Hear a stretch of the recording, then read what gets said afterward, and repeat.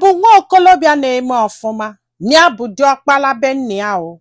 Ọsị m nne, nya na-eme ọfụma to the point nya golu ụlọ 4-bedroom flat.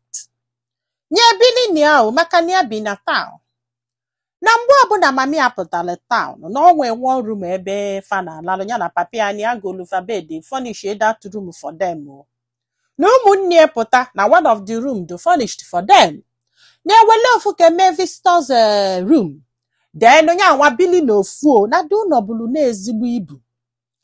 Ọsị mụ na papia na mamia nwekwala ụlọ fa bunia.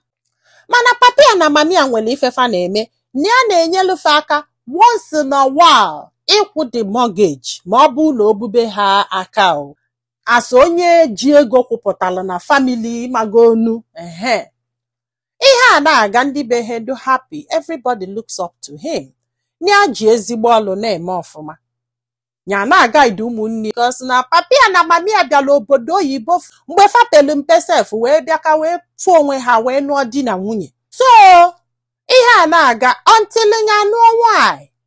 This girl wee bata o mụọlị ya nwa nke izizi wee dị ime nwa nke ịbụọ o.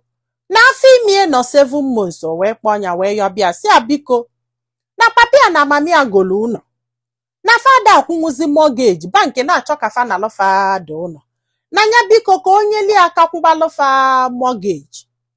Nya wee si ya na mortgage abụrụ obele ego na mama gị na papa gị ọ nwerozi ife ha na-alụ, ọ bụgodo ụlọ nwere ife ha na-alụ na famụlụ ụlọ 4 ụmụnne gị ndị nwoke na-abụ na-alụsị ọlụ gị nwaba ada atọ nke obele na-alụkwa ọlụ 2. Even gị nwa na o nwere ife ị na-eme ka ekwu ụdị akụkọ bụ ihe a ka o si abụ nya nwa ga-akwụba the 10. Ọsị m this girl na-arị ya na-ajụ.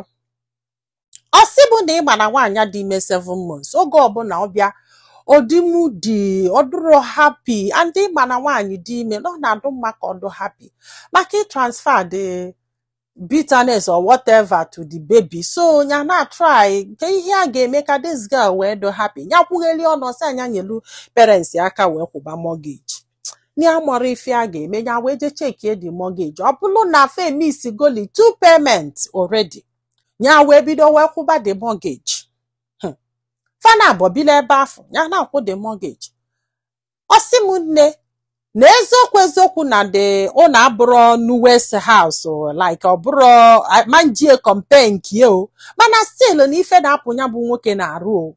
Ihe a na-aga mana before nya akwụba this mortgage ndị a jụrụ ya sị ya kedu maka ụmụnne gị na-abọ ndị nwoke o nwere onye ga-eme nwunye na ọkwa na-etu mami ya si mụta anya bụrụ nwoke bụrụ diọkpala ka mama gị si wee mụta ụmụ nwoke na-abọ ọ sị na fa si na fa ama mmenwunye wanyị na fa na-alụ ọlụ and ofuke ji ezigbo ọlụ ya na-awọnda ka a na-akwa ha ịmagolu na ya na-akwa ya mana ya dọrọ happy ya na-edi na-akọva. Ọsị m nne na ya kwụrụ this mortgage for 2 years and a half. 2 years, in fact no complete 3 years.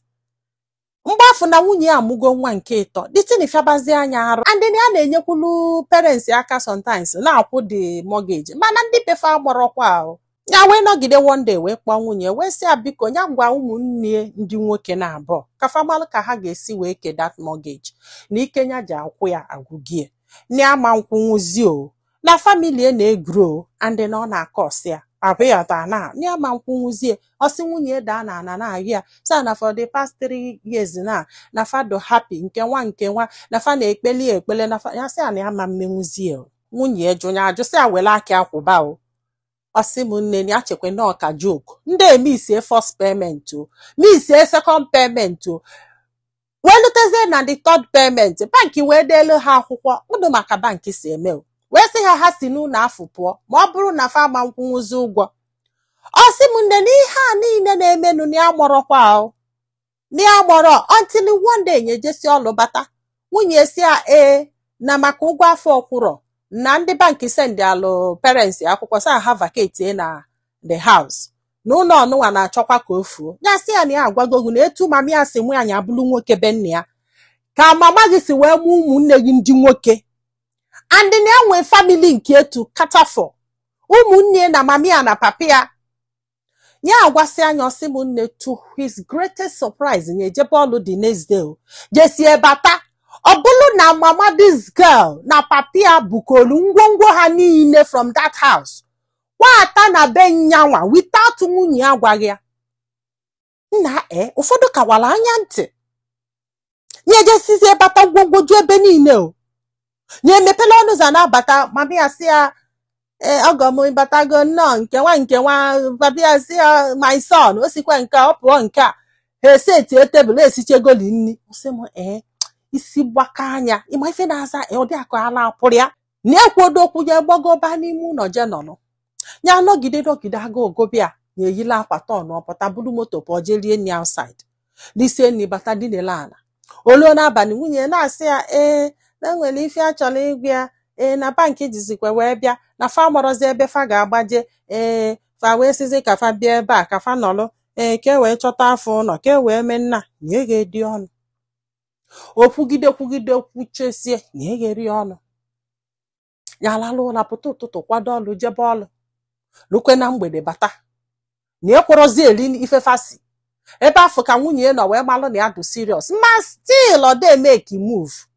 Na the next day na ọ sị ya na ọ bụ na ọ ga-aha yala ha apartment na ego apartment is like ego eji akwụ mortgage double nye gheri ọnụ na jesi ọnụ nata na ya ma nzu ike mama ya na papi every nya nwele nne nya nwele nna ebuo ihe acha maka na ife ọ na-achọzi bụ na ọ na-achọ ka ya tinye nye ife ka achụpụ ya n'ụlọ okughelie na-achọ ụzọ ya ga-eji wee tie ife bido gwabi okwu n'iru na-alụ ya aka si ọ bụrụ parents ya na ọ ga-eme nwunye not of wickedness ka o ji wee kwụsị. It's not like na o chenjiri ọlụ if himself na promote lie kedu ife bụ nsogbu ya nyasị ya na ị nwere ụmụnne gị bụ nwoke mgbe dike mkpụ ka fakpụ I will not do that. Nya wee luo one day on Sunday fa kwadosi ejebe ụka maka fa na-ejezi ụka na-ekpesa ekpele na ịkụ ya afa nya wee paaki ngwongwo edonye na moto na be nne ya